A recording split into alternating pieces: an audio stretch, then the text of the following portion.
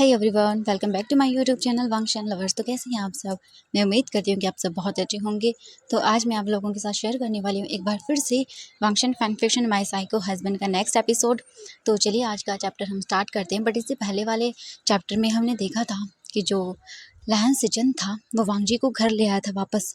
And after 2 days के बाद जो वीजिंग था उसकी आइज़ ओपन होती हैं।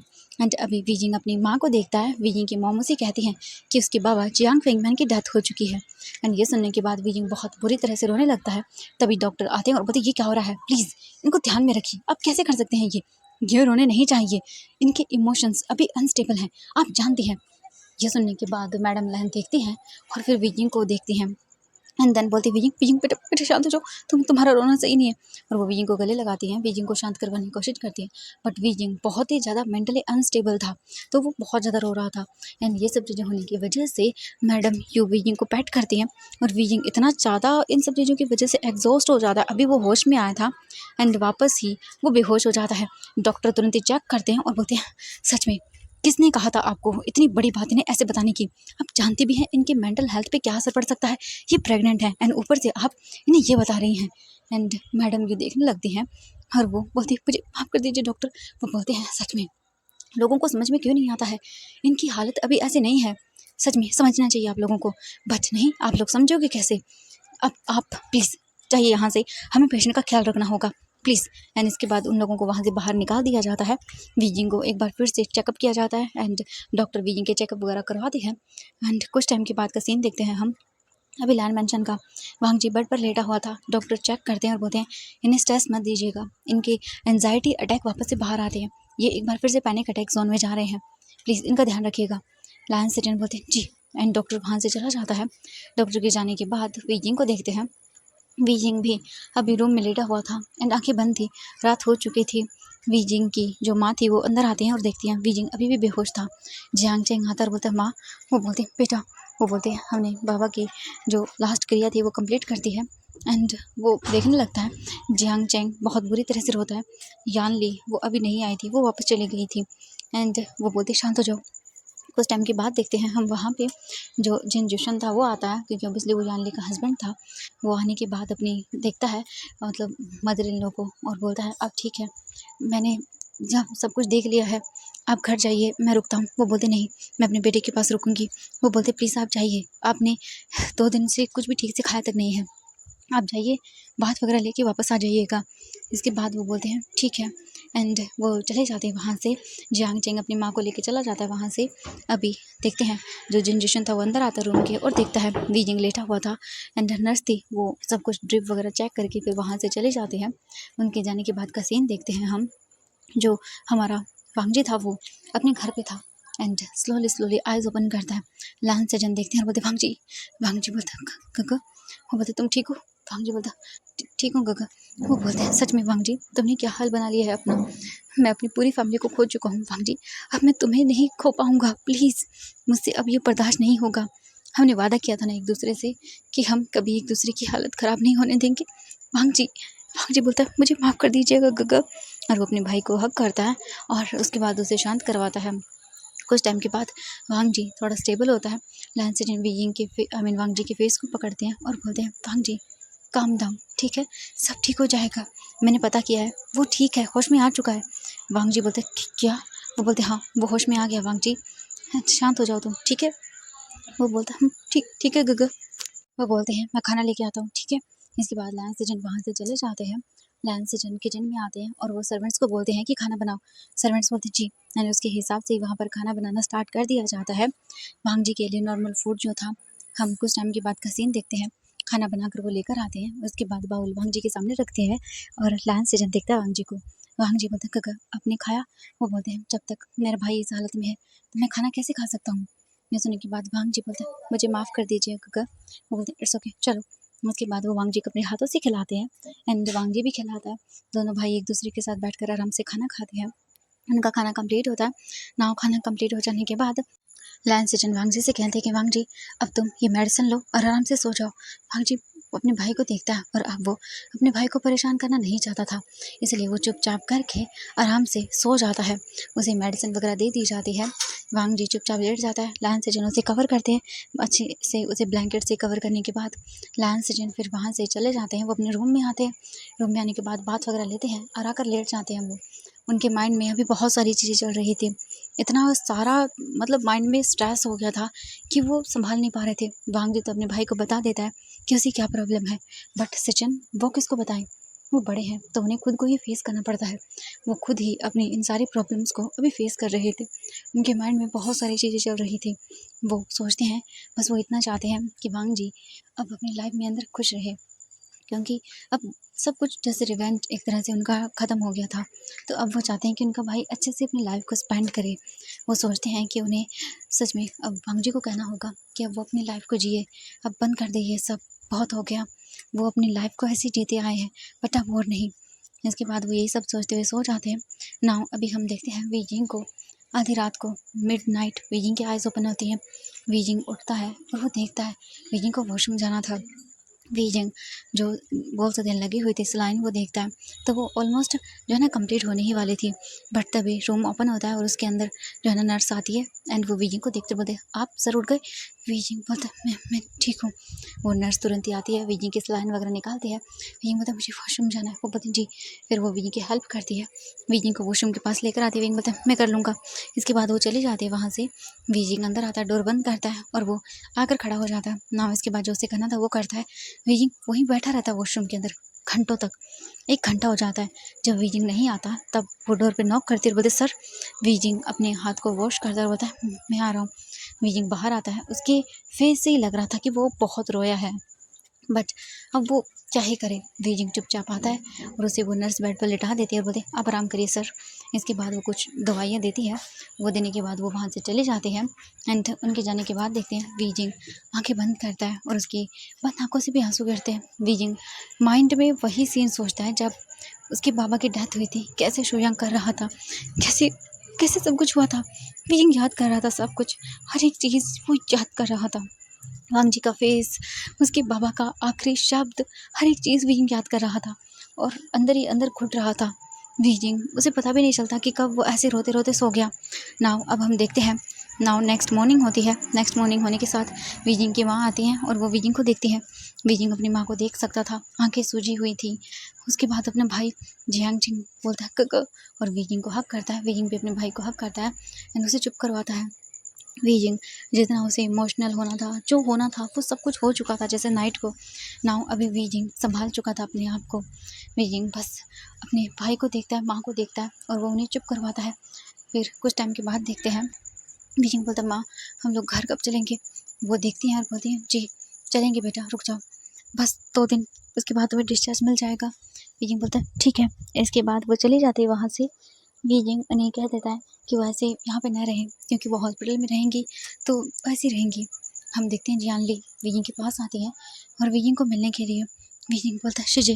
वीजिंग अपनी बहन को हक करता है और रोता है। वो वीजिंग को शांत करवाती है और बोलती है शांत हो जाओ वी।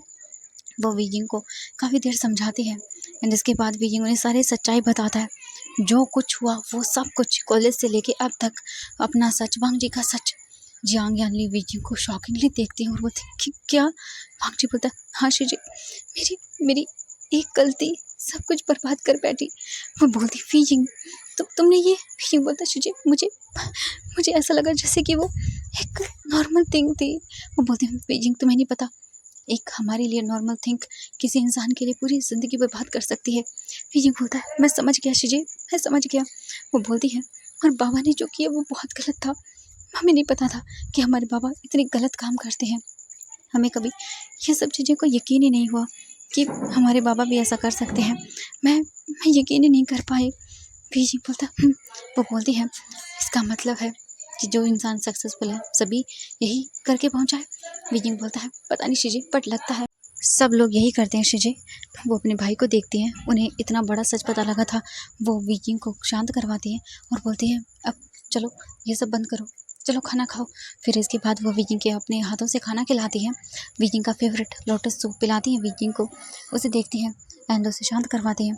वीजिंग को देखने के बाद वो कहती है वीजिंग मुझे तुम्हें एक और बात बतानी है। वीजिंग बोलते क्या हुआ शीजे? वो बोलती है वीजिंग अब तुम्हें अपना बहुत ज़्यादा ख्याल रखना होगा। वीजिंग उन्हें देखता है और बोलता है क्या मतलब है शीजे? वो बोलती है मतलब ये है वीजिंग कि तुम बाबा बनने वाले हो। You are pregnant Weezing. तुम्हें अब अपना इतना ख्याल रखना होगा जितना तुमने खुद का भी नहीं रखा, क्योंकि अब तुम अकेले नहीं हो, तुम्हारे साथ एक नन्ही सी जान है।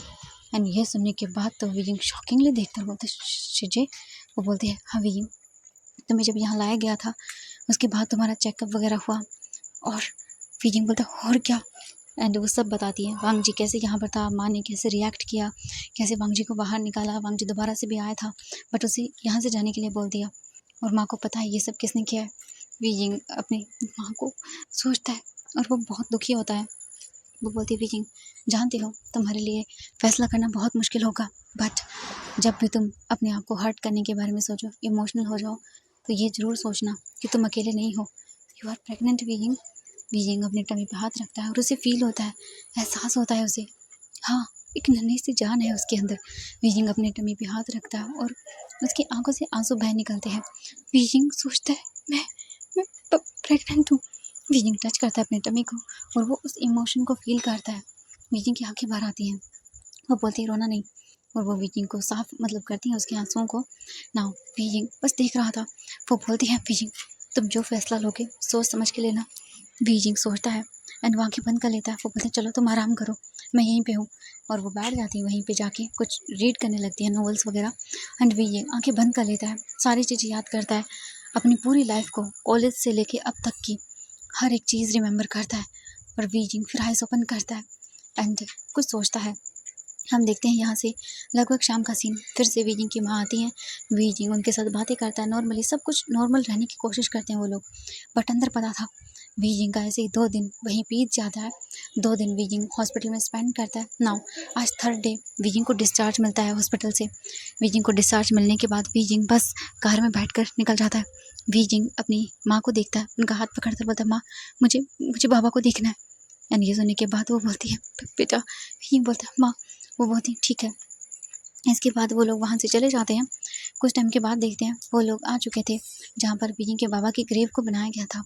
वीजिंग फ्लावर्स लेकर आता है ब्लैक क्लॉथ में पूरी तरह से। वीजिंग अपने बाबा की ग्रेव देखता है, उन पर फ्लावर्स को चढ़ाता है और उसके बाद आंखें बंद करता है। वीजिंग वहीं पर बैठ जाता है और सारी चीज़ें याद करता है। वीजिंग अपने बाबा से नफरत नहीं कर सकता क्योंकि वो उसके बाबा है।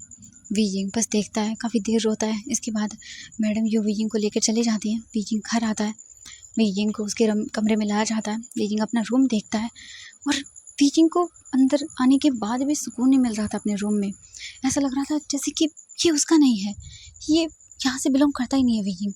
वीजिंग सब कुछ देख रहा था। वीजिंग को बहुत अजीब लग रहा था। वीजिंग तड़प रहा था, बेचैन हो रहा था, उसे सब कुछ पता चल रहा था। वीजिंग के मॉम के जाने के बाद वीजिंग रूम देखता है। उसे ऐसा लग रहा था रूम खाने को तोड़ रहा है। एंड उसे याद आ रही थी बस वांग जी की, हर एक पल हर एक सेकंड वो बस वांग जी को रिमेंबर कर रहा था, वांग जी के बारे में सोच रहा था। 3 दिन हो गए उसे, वांग जी का उसने शक्ल तक नहीं देखा। वो क्या कर रहा होगा, क्या सोच रहा होगा, कुछ भी नहीं। वीजिंग बस सोचता है सब चीज़ों के बारे में। एंड इसके बाद वीजिंग आइज़ बंद करता है। नाउ अभी देखते हैं हम कुछ 2 घंटे बाद का सीन।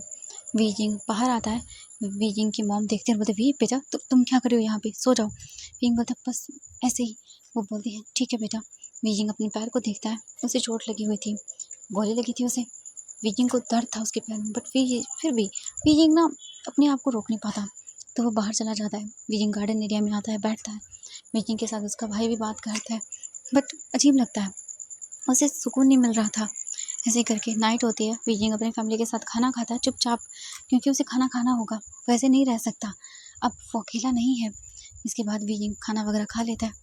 फिर वो अपने रूम में आता है, सोने की कोशिश करता है बट नींद नहीं आती। ऐसे ही करके 2 डेज़ हो स्किप हो जाते हैं। नाउ 2 डेज़ के बाद वीजिंग अभी नीचे आता है एंड वो अपनी माँ को देखकर बोलता है माँ मैं जा रहा हूँ। वो शॉकिंगली देखते नहीं, बोलती जा रहे हो, क्या मतलब है तुम्हारा? वीजिंग बोलता है माँ मैं अपने घर जा रहा हूँ। एंड ये सुनने के बाद तो शॉकिंगली बोलते हैं तुम कहाँ जा रहे हो? वीजिंग बोलता है अपने घर, अपने हस्बैंड के पास। वो बोलते तुम्हारा दिमाग खराब हो गया, उसने तुम्हारे पापा को मारा है वीजिंग, और तुम। वीजिंग बोलता है जानता हूँ, बट मुझे असलियत पता है, उसने भी अपनी फैमिली को खोया था माँ। उसने अपनी आंखों के सामने अपनी माँ, बाबा और अंकल को जलते हुए देखा था। उसका दर्द कुछ भी नहीं है मेरे दर्द के आगे। वो एक झटके में पूरी तरह से बर्बाद हो गया था। मैं उसके दर्द को फील कर सकता हूँ। जब हम हमारे सामने हमारे अपनों को मरते हुए देखते हैं, उन्हें कैसा लगता है। माँ वो बोलती, तुम, बीजिंग बोलता है, मुझे माफ़ करिएगा माँ। वो बीजिंग को देखती हैं और उन्हें बहुत गुस्सा आता है। वो बोलती, तुम पागल हो गई बीजिंग, तुम उस इंसान के पास जाना चाहते हो जिसने तुम्हारे पापा को मार डाला। बीजिंग बोलता है, वो मेरा हस्बैंड है, मेरी उससे शादी हो गई है। वो बहुत ही गुस्सा करती है। बीजिंग बोलता है, मुझे जाना होगा। इसके बाद बीजिंग बाहर आता है, ड्राइवर को बोलता है गाड़ी निकालो। ड्राइवर चुपचाप करके गाड़ी निकालता है। बीजिंग बैठ जाता है और बोलता है, लैंड मैंशन चलो। इसके तुरंत ही बाद ड्राइवर कार स्टार्ट करता है। हम देखते हैं अभी लैंड मैंशन के अंदर अभी हम देखते हैं कार एंटर करती है, क्योंकि वो लोग जानते थे बीजिंग को। कार चुपचाप करके एंटर करती है अंदर। बीजिंग कार से बाहर निकलता है और सीधा घर के अंदर आता है। घर बिल्कुल एकदम जैसे कि मानो कोई वहाँ पे आवाज़ भी नहीं आ रही थी, शांत बिल्कुल। हम देखते हैं लैंस सिजन को, जिन्हें जल्दी से जाके एक सर्वेंट इन्फॉर्म करता है। लैंस सिजन तुरंत ही आते हैं और बोलते, बीजिंग बोलते हैं, गगा। वो बोलते हैं, तुम ठीक हो? बीजिंग बोलता है, मैं ठीक हूँ गगा। वो बोलते हैं, अपने आप को संभालो। तो तुम? बीजिंग बोलता है, मैं ठीक हूँ। वो बोलते, बैठो। बीजिंग बैठ जाता है वहाँ पे। बीजिंग बोलता है, वो सब जो भी, वो बोलते, बीजिंग शांत हो जाओ। जो कुछ भी हुआ तुम भी जानते हो, हम भी जानते हैं क्या हुआ, कैसे हुआ, किस वजह से हुआ। बीजिंग बोलता है, मुझे माफ़ कर दीजिए, मेरे बाबा ने। वो बोलते हैं, नहीं शांत हो जाओ। वो बीजिंग को शांत करवाते हैं। बीजिंग बोलता है, हस्बैंड कहाँ पर है? ये सुनने के बाद वो बोलते हैं, वांग जी वो। बीजिंग बोलते हैं, कहाँ पर है वो, मुझे उससे बात करनी है। ये सुनने के बाद वो बोलते हैं, वांग जी वो 2 दिन के बाद आएगा। बीजिंग देखते और बोलते, तो 2 दिन के बाद पर क्यों? वो बोलते हैं, क्योंकि वांग जी यहाँ पे है ही नहीं। बीजिंग बोलते, कहाँ पे है? वो बोलते, वांग जी वो जापान गया है, दो मीटिंग्स थी उनको अटेंड करने के लिए। बीजिंग देखता और बोलता, अच्छा। वो बोलते हैं, हाँ। बीजिंग तुम बीजिंग बोलता है, मैं ठीक हूँ। वो देख रहे थे। इसके बाद वो बोलते हैं, तुम रूम में जाओ, आराम कर लो। बीजिंग बोलता है, बीजिंग धीरे धीरे करके ऊपर की ओर चला जाता है। वो रूम में आता है। लैंस से देखते हैं और सोचते हैं, बीजिंग मैं क्या बताऊँ तुम्हें, वांग जी पता नहीं क्या करना चाहता है, उसे पता नहीं क्या हो गया है, अचानक से चला गया, मुझे भी कुछ नहीं बता रहा। मैं क्या बताऊँ, पता नहीं तुम दोनों का ये रिश्ता अब नया कौन सा मोड़ लेगा। कभी कभी डर लगता है तुम दोनों को देख कर ऐसे, बट अब मैं चाहता हूँ कि मेरा भाई एक अच्छी लाइफ जिए तुम्हारे साथ, पर पता नहीं तुम दोनों अब क्या करोगे। और वो बस देख रहे थे, वो समझा सकते थे, वो कर कुछ नहीं सकते हैं। इसके बाद का सीन देखते हैं। बीजिंग रूम में आता है और रूम को देखता है, उसे बहुत अच्छा लगता है। एंड ये रूम देखने के बाद ऐसा लगा जैसे बीजिंग अपने घर में आ गया हो। बीजिंग को सुकून मिला, एक शांति। हाँ, अब उसे ऐसा लगा जैसे ये उसका घर है, उसका है ये। एंड जब ये फील होता है ना, इंसान को सुकून मिलता है। बीजिंग बेड पे जाता है, बेड पे बैठता है, टच करता है, उसे वांग जी की स्मेल फील होती है। इसके बाद बीजिंग जल्दी से जाता है और वो अपने रूम का डोर बंद करता है, कबर्ड ओपन करता है और उसमें से फिर वो निकालता है वांग जी की शर्ट। एंड उसे देखने के बाद बीजिंग स्माइल करता है। वो उस शर्ट को लेके वॉशरूम में जाता है, अपने कपड़ों को निकाल के बांध लेता है एंड वांग जी को रिमेंबर करता है। उसके बाद वो उन्हीं कपड़ों में बाहर आता है, वांग जी की शर्ट पहन के आता है वो, और बेड पे आके लेट जाता है, आइस बंद कर लेता है और सो जाता है। बीजिंग को ऐसा लग रहा था वांग जी की स्मेल लेने के बाद उसे सुकून मिल रहा था। शायद वो प्रेग्नेंट था, इसलिए उसे क्रेविंग हो रही थी, या कोई और रीज़न भी हो सकता है। बीजिंग सो चुका था। अभी हम देखते हैं यहाँ से लैन वांग जी अभी इस वक्त क्लब में बैठा हुआ था, वाइन पे वाइन पी रहा था। एंड उसके सामने काफ़ी गर्ल्स थी जो उस पर ट्राई कर रही थी, वांग जी के पास आ रही थी, शॉर्ट ड्रेस में वांग जी को टच करने की कोशिश कर रही थी, बट वांग जी उनके हाथों को दूर कर रहा था। एंड एक गर्ल को देखते हैं जो कि रेड ड्रेस में आती है, बहुत ही स्टाइलिश वे में चलते हुए, और आकर सीधा वांग जी की गोद में बैठ जाती है और बोलते, हेलो मिस्टर लैन, ही रिमेंबर मी, मैं रोज़ी, आप मुझे भूले तो नहीं ना। वांग जी उसे देखता है और उसे अपनी लैब से एकदम धक्का देता है एंड वो लड़की नीचे गिर जाती है। वो बोलती है, मिस्टर लैन आप ये गलत कर रहे हैं, ऐसा नहीं कर सकते आप भूल गए क्या। वांग जी उसे देखता है और इग्नोर करता है, फिर से वाइन का गिलास लेता है और फिर से पीने लगता है। हम दूसरी ओर देखते हैं वीजिंग को, जो वांग जी की याद में रो रहा था, आंखों से आंसू गिर रहे थे उसके। वहीं वीजिंग ये सब कर रहा था, तो वहीं दूसरी ओर वांग जी अभी पूरी तरह से ड्रंक हालत में था। एंड वो लड़की वांग जी को कैसे तैसे करके रूम तक ले आती है। एंड नाउ उसके बाद वो वांग जी को सीधा बेड पे पुश करती है और बोलती है, कई दिनों के बाद मेरे हाथों में ये चिड़ी लगी है और ये चिड़िया ऐसी वैसी नहीं है, बहुत ही ज़्यादा महंगी है, तो इसे मैं कैसे जाने दूँ अपने हाथों से। और ये बोलकर वो एक डेविल वाली स्माइल करती है ना। कुछ टाइम के बाद का सीन देखते हैं। वो रूम के अंदर थी एंड देन वो धीरे धीरे अपनी उस शॉर्ट ड्रेस को हटा रही थी। कुछ ही टाइम के बाद वो अपनी शॉर्ट ड्रेस को आधे से ज़्यादा रिमूव करती है और उसके बाद वो वांगजी के पास बेड पे आती है और फिर वो वांगजी के ऊपर आने के बाद वांगजी के फेस को टच करती है और बोलते हैं, मिस्टर लैन, आज तुम मेरे हाथों में अच्छे से लग गई हो। नाउ इसका फ़ायदा मैं बहुत अच्छे से उठाऊंगी और उसके बाद तो देखना क्या होता है। और ये बोलकर वो स्माइल करती है एंड देन फिर वो आगे बढ़ रही थी वांगजी को किस करने के लिए एंड तभी डोर धड़ाम से ओपन एंड उसी के साथ वहाँ पे वांगजी का पर्सनल असिस्टेंट जो सॉन्गलैन था वो अंदर आता है एंड उस लड़की को घूर के देखता है। वो लड़की बोलती तो तुम अंदर कैसे आ सकते हो।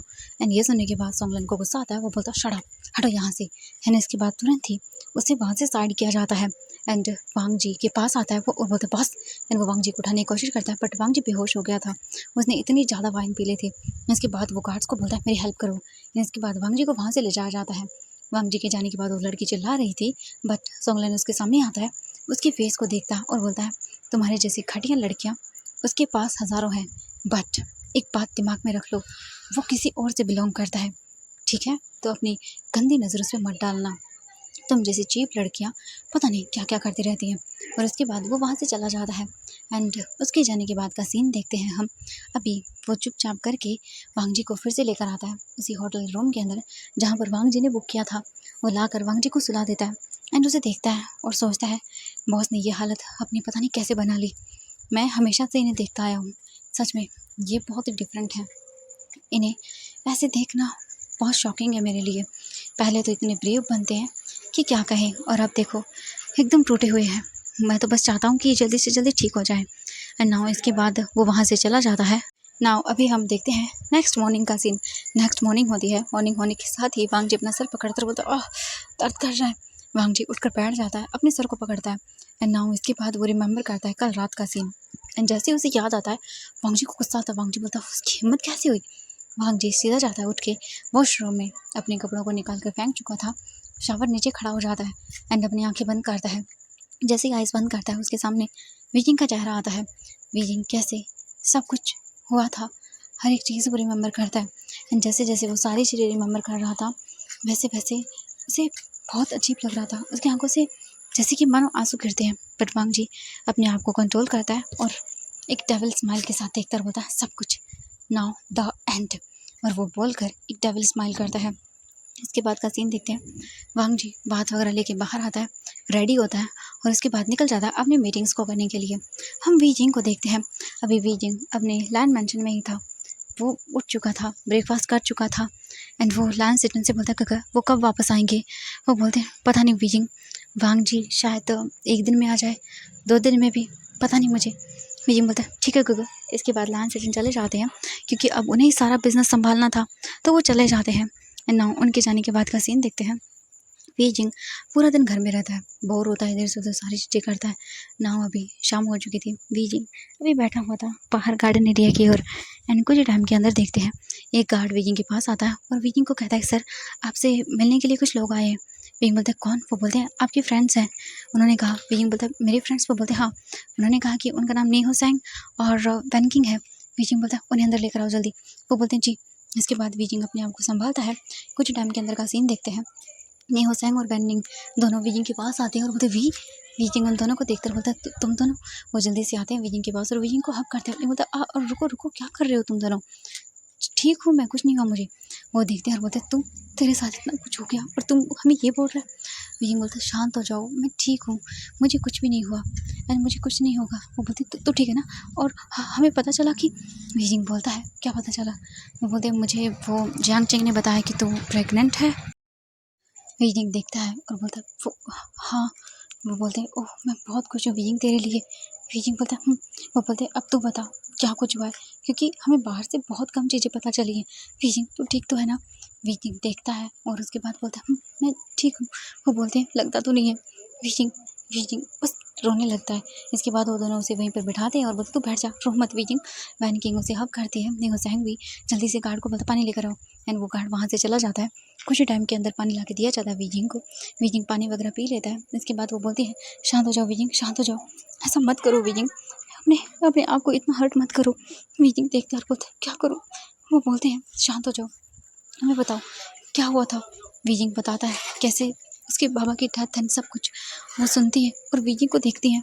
वो बोलती है वीजिंग अब तो क्या करेगा। वीजिंग बोलता कुछ नहीं पता, मुझे उनसे बात करनी है, मैंने अभी उस इंसिडेंट के बाद उन्हें देखा तक नहीं है। वो बोलते हैं शांत हो जाओ वीजिंग, शांत हो जाओ। वो वीजिंग को शांत करती हैं। हम देखते हैं वो लोग बोलते हैं वीजिंग हम बस तेरे बारे में पूछने के लिए आए थे। वो एक बोलता है थैंक यू, अच्छा लग रहा है मुझे। वो बोलते हैं हम हमेशा तेरे साथ रहेंगे। एंड कुछ देर वीजिंग उनके साथ टाइम स्पेंड करता है। उसके बाद देखते हैं वीजिंग के साथ वो लोग थोड़ी देर बैठते हैं, बातें करते हैं। वीजिंग को बोलते हैं कि तुम चिंता मत कर, सब ठीक वगैरह हो जाएगा। वीजिंग भी उनके साथ रहता है, बातें करता है। नाउ अब देखते हैं हम कुछ 1 घंटे के बाद का सीन।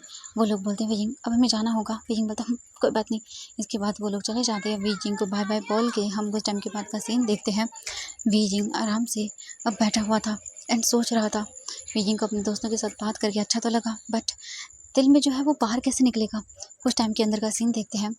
कार एंटर करती है एंड वीजिंग देखता है कार की ओर। वीजिंग बस देखता रह जाता है। फिर वीजिंग की नज़र पड़ती है, डोर ओपन हुआ और उसमें से वांगजी निकला। वीजिंग जैसे ही वांगजी को देखता है, वीजिंग वहाँ से तुरंत ही भाग जाता है। वीजिंग भागने लगता है एंड फिर वो रियलाइज़ करता है कि नहीं वो भाग नहीं सकता। तब तक वांगजी जा चुका था। वीजिंग गार्डन एरिया में था। वांगजी सीधा अंदर आता है। अंदर आने के बाद वो सीधा रूम में चला जाता है। वांगजी अपने रूम में आता है। हम देखते हैं वीजिंग को। वीजिंग बोलता है वांगजी, एंड वीजिंग जल्दी जल्दी करके रूम में आने लगता है। वीजिंग गिरने भी वाला था बट वो संभालता है अपने आप को। वीजिंग रूम के अंदर आता है और बोलता है हस्बैंड। एंड वांगजी जो अभी अपना कोट निकाल चुका था वो रुक जाता है, बट वीजिंग की बातों पर कोई ध्यान नहीं देता। वीजिंग बोलता वांगजी मुझे मुझे बात करनी थी, बट वांगजी तुरंत ही अपना कबर्ड ओपन करता है। कबर्ड ओपन करने के तुरंत ही बाद वो उसमें से निकालता है सीधा अपना टॉवल एंड देन वो उसे लेके सीधा चला जाता है वॉशरूम में। एंड वॉशरूम का डोर बंद। वीजिंग बोलता है हस्बैंड, और वीजिंग ऐसे रह जाता है। वांगजी उसकी कोई बात नहीं सुनता। वीजिंग सोचता है अब वो क्या करे, कैसे बात करे। वीजिंग वहीं पर बैठ जाता है और सोचने लगता है। वीजिंग की आंखों से आंसू गिर रहे थे। वीजिंग को बहुत दुखी था, सोच रहा था काफ़ी सारी चीज़ें। नाउ अभी हम देखते हैं वांगजी को।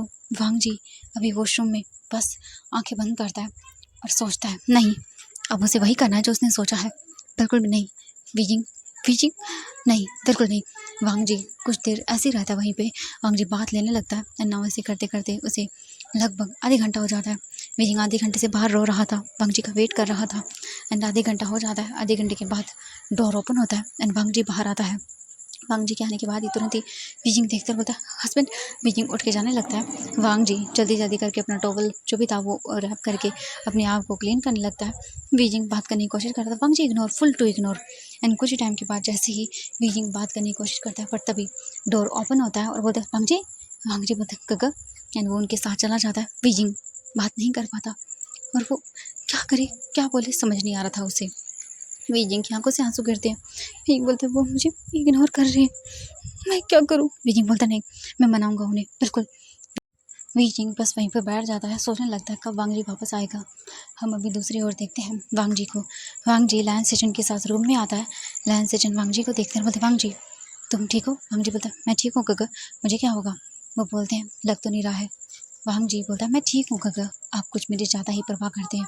वो देखने लगते हैं अपने भाई को और उसकी हालत देख के वो समझ रहे थे कि इस वक्त वो अभी क्या फील कर रहा है, बट वो अपने भाई को टाइम देना चाहते थे। वो बोलते वांगजी वीजिंग वापस आ गया है, अरे मेरी बात सुनो। वांगजी बोलता गगा मुझे उसके बारे में कोई बात नहीं करनी है। वो बोलते वांगजी। वांगजी बोलता गगा प्लीज़ मुझे नहीं करना है उस बारे में बात, प्लीज़ आपको भी इसकी रिस्पेक्ट करनी होगी। वो बोलते वांगजी। वांगजी बोलता गगा मैंने फ़ैसला कर लिया है। वो बोलते क्या। वांगजी बस देखने लगता है और बोलता है मैं। वो बोलते क्या। वांगजी बोलता है मुझे बात नहीं करनी इस बारे में, और ये बोलकर वो वहाँ से चला जाता है। उनके जाने के बाद वो बोलते वांगजी तो वीजिंग को देखते हैं। वीजिंग वेट कर रहा था वांगजी का, कब वांगजी बाहर आए, कब वो उनसे बातें करे, और वांगजी है कि आने का नाम ही नहीं ले रहा है। वीजिंग वेट करता है, तभी डोर ओपन होता है, वांगजी आता है। वीजिंग बोलता है हस्बैंड, बट वांगजी इग्नोर करता है। वीजिंग सीधा जाता है वांगजी को बैक से हक करता है, बोलता है हस्बैंड मुझे मुझे आपसे बात करनी है प्लीज़। वांगजी अपनी आंखें बंद करता है, तुरंत ही वीजिंग के हाथों को दूर करता है और बोलता है क्या बात करनी है। वीजिंग बोलता है मैं कहना चाहता हूँ कि सॉरी। वांग जी बोलता है चलो डिवोर्स करते हैं। वीजिंग ये सुनने के बाद शॉकिंगली देखते हुए बोलते क्या? वांग जी बोलता मैंने डिवोर्स पेपर रेडी करवा लिए हैं, मॉर्निंग को तुम्हें मिल जाएंगे। तो सब कुछ वैसे भी सब कुछ ख़त्म। तुम्हें मुझसे दूर जाना था ना, तुमने नहीं तो कभी मुझे पसंद किया ना कभी प्यार किया, तो फिर बस ख़त्म हमारा रिश्ता। कल तुम्हें डिवोर्स पेपर मिल जाएंगे, मैंने उन पे सब कुछ रेडी करवा दिया है। तो कल तुम्हें डिवोर्स पेपर साइन करना है और तुम इस मैरिज से आज़ाद। उसके बाद जहाँ जाना है, जिसके साथ जाना है, जो करना है वो कर लेना। और ये बोलकर वांग जी रूम से चला जाता है और वीजिंग बस वहीं पर घिर जाता है। वीजिंग देखने लगता है